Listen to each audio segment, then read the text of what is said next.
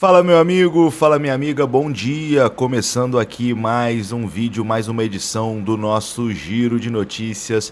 Vamos falar de Vasco da Gama, começando aqui a nossa primeira edição, sempre pela manhã.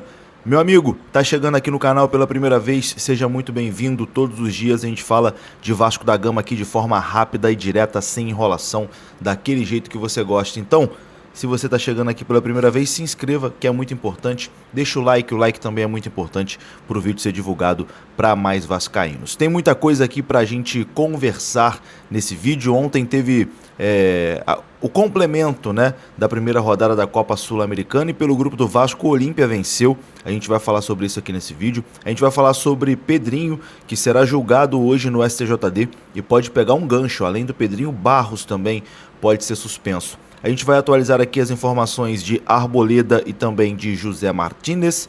Enfim, tem bastante coisa aqui, meu amigo, para a gente conversar. Vamos começar depois da vinheta. Antes da vinheta, aquele esquema rapidinho. Você deixa o like, que é muito importante, e você se inscreva também aqui no canal, se você não for inscrito, beleza?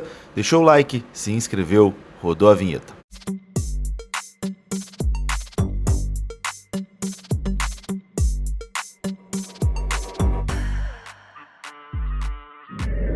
Bora lá então, meus amigos, começando aqui mais um vídeo. Você sabe que o canal Machão da Gama é um parceiro da FUT Fanatics e você pode comprar produtos oficiais do Vasco da Gama no precinho camarada lá na FUT Fanatics. Inclusive, olha só esse produto que está aparecendo na sua tela. Por esse preço, você só encontra na FUT Fanatics. E se você utilizar o cupom JUNINHO, você ganha mais 7% de desconto. Pagando no Pix, mais 10%, ou seja, até 17% de desconto no site em produtos que já estão baratos, né? Afinal de contas, o Vasco trocou de fornecedora de material, os produtos da capa estão em queima de estoque e lá na FUT Fanatics você encontra tudo num precinho bem pequenininho.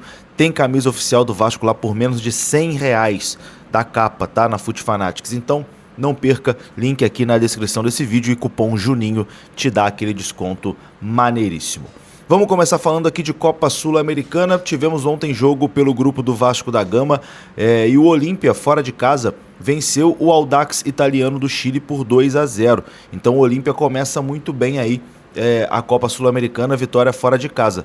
O Audax, que é o próximo adversário do Vasco, né, perdeu jogando em casa. Então, assim, mostra a fragilidade desse time do Audax italiano. A tendência é que terça-feira, em São Januário, o Vasco consiga um bom resultado contra o Audax. A tendência também é que Vasco e Olímpia, né, briguem ali pela primeira posição desse grupo. O Barraca Central e o Audax devem ficar de fora. Acho que Vasco e Olímpia devem passar de fase. Aí é ver quem passa em primeiro e classifica direto e quem passa em segundo e terá que jogar, né, a repescagem, vamos dizer assim, com quem vem da Libertadores. Então é isso, ontem tivemos a vitória do Olímpia 2-0 fora de casa contra o Audax. Vamos mudar de assunto aqui e vamos falar de STJD, porque o presidente Pedrinho do Vasco pode pegar um gancho aí de 180 dias, tá? 6 meses. Pode pegar um gancho de 6 meses no julgamento que vai acontecer hoje. Essa quinta-feira será agitada nos tribunais para o Vasco da Gama. O Vasco está incluído em 2 pautas no tribunal da CBF nessa quinta-feira, podendo perder um jogador e também ter dirigentes e membros da comissão técnica suspensos. Vamos lá. O diretor técnico Felipe Maestro, pelo jogo Santos e Vasco, será julgado. E o gerente Clauber Rocha será julgado também por esse Santos e Vasco, além do jogo Cruzeiro e Vasco da Gama. O Barros e o presidente Pedrinho serão julgados por conta de comportamento inadequado na partida entre Cruzeiro e Vasco da Gama. Agora aqui vamos às possíveis punições. O Cauã Barros pode pegar de 1 a 6 jogos de suspensão por jogo violento, podendo ficar fora até da partida já no sábado em Belém. Eu acho que a tendência é o Barros pegar um jogo de suspensão, esse jogo já cumprido, né, da suspensão automática. Não acho que vai pegar um gancho maior, não. Deve ficar por aí. Já os dirigentes e comissão técnica, né, do Vasco da Gama podem pegar um gancho ali de 1 a 3 jogos ou então sofrer apenas uma advertência.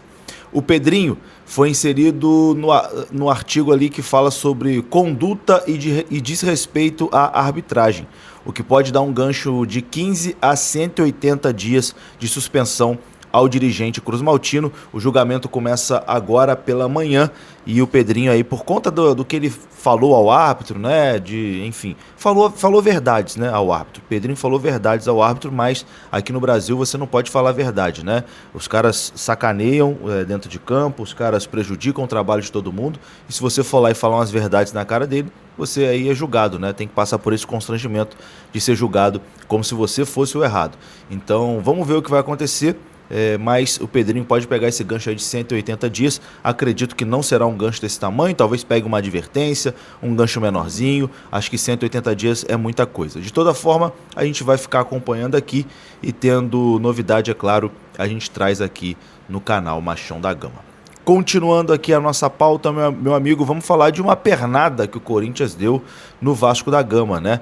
Porque o coordenador de análise de desempenho do Vasco da Gama, o Lucas Vergne, aceitou uma proposta do Corinthians e decidiu deixar o Vasco da Gama.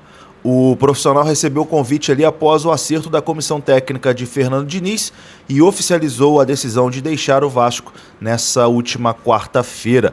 A oferta financeira apresentada pelo Corinthians foi considerado irrecusável ali pelo profissional. O Diniz criou uma relação próxima, né, com o Vergne e pediu lá no Corinthians a chegada desse profissional. Ele estava em São Januário desde 2017 e já havia trabalhado também com o Fernando Diniz no Vasco na sua primeira passagem em 2021.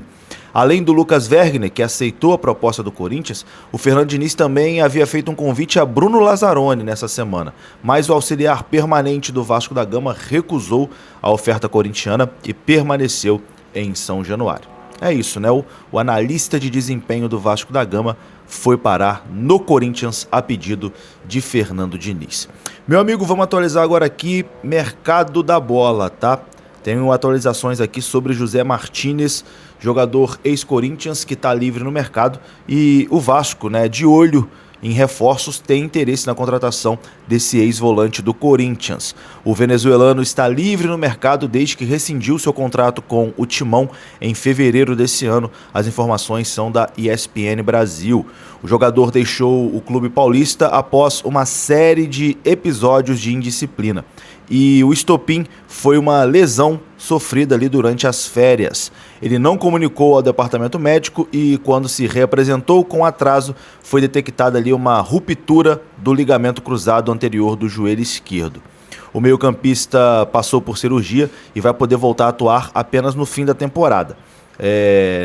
Pelo Corinthians, né, ele marcou 2 gols e deu 2 assistências em 70 jogos com a camisa do Timão, sendo 52 jogos como titular. Eu até falei em outro vídeo aqui sobre o José Martínez, que, enfim, só pode voltar a jogar no final do ano, né? Então, na minha visão, seria uma contratação meio sem sentido, né? Uma contratação pensando em 2027, mas, enfim, não sei até que ponto faria sentido essa chegada do José Martínez. Agora, esse outro nome aqui, para mim, faz um pouquinho mais de sentido, que é o Arboleda, né, zagueiro do São Paulo.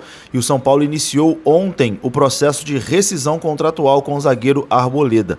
O equatoriano de 34 anos não aparece lá no São Paulo desde o último sábado, dia 4, e não responde aos contatos oficiais do clube, que enviou ali uma notificação oficial cobrando o seu retorno ou alguma justificativa, né, pelos dias de ausência do zagueiro, né, que simplesmente não respondeu. O Arboleda não respondeu a notificação do São Paulo dentro do prazo e, por isso, o clube abriu ali o processo para pedir a rescisão unilateral do jogador, caso ele não volte em até 10 dias. Segundo informações da ESPN, o equatoriano desejava ser negociado e desapareceu, parou de responder as mensagens, não se reapresentou mais após o São Paulo recusar abrir negociações com o Vasco e com o Internacional. Enfim, é um jogador que tem história no São Paulo, né? Foi contratado em 2017, soma aí 359 jogos com a camisa do tricolor paulista, fez parte ali de conquista de títulos importantes, né? Como o Paulistão de 21, Copa do Brasil de 23 e Supercopa do Brasil de 2024, mas chegou ao fim da linha lá no tricolor paulista. O Vasco tem interesse no Arboleda, que vai ficar livre aí no mercado nos próximos dias. É isso, meu amigo, vou ficando por aqui, volto ainda hoje com mais informações do nosso Vascão. Tamo junto, um abraço, até a próxima. Fui!